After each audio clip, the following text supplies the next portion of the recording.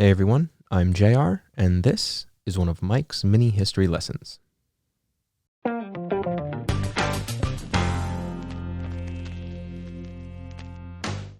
History is awesome. If you're listening to this podcast, I can only assume you think so too. Some history is heartbreaking, some is uplifting. Some history is a long tale, some not so much. We like to try to do our best to take even an in-depth history lesson and keep them short enough that anyone can enjoy them. Whether you're in a car, on a walk, or pretending to do work at your desk, you know who you are. But some history lessons aren't really lessons. They're more like fun facts. So here are the pieces of history that Mike determined were too short for a full episode, even for us.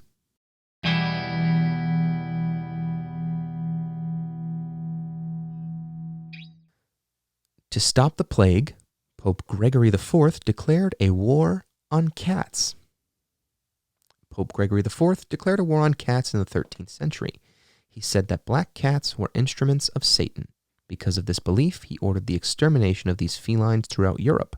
However, a decrease in cats means an increase in the disease-carrying rats. Needless to say, the plan backfired big time.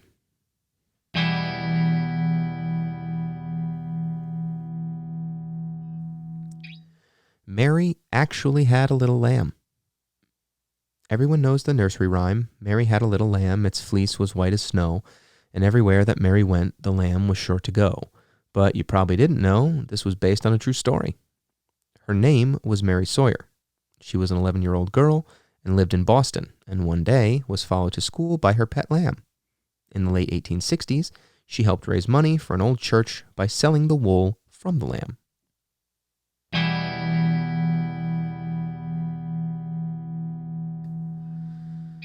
Bill Clinton was not the only president with a knack for music. Most people will remember Bill Clinton appearing on the Arsenio Hall show, hammering out a great solo on a saxophone.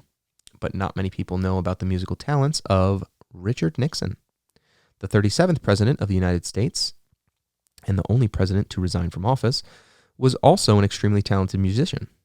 He played 5 instruments in total: the piano, saxophone, clarinet, accordion, and the violin.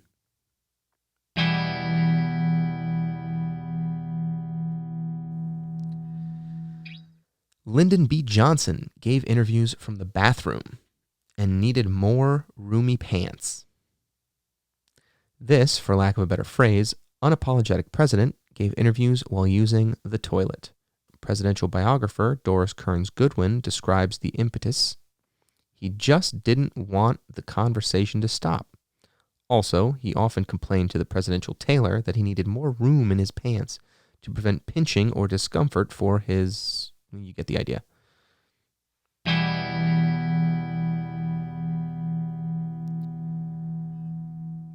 Ketchup was sold in the 1830s as medicine. Forget about ibuprofen. In the 1830s, when it came to popular medicine, ketchup was all the rage. In 1834, it was sold as a cure for indigestion by an Ohio physician named John Cook. It wasn't popularized as a condiment until the late 19th century. The more you know. Or at least that's the lesson you would get if Mike was your history teacher.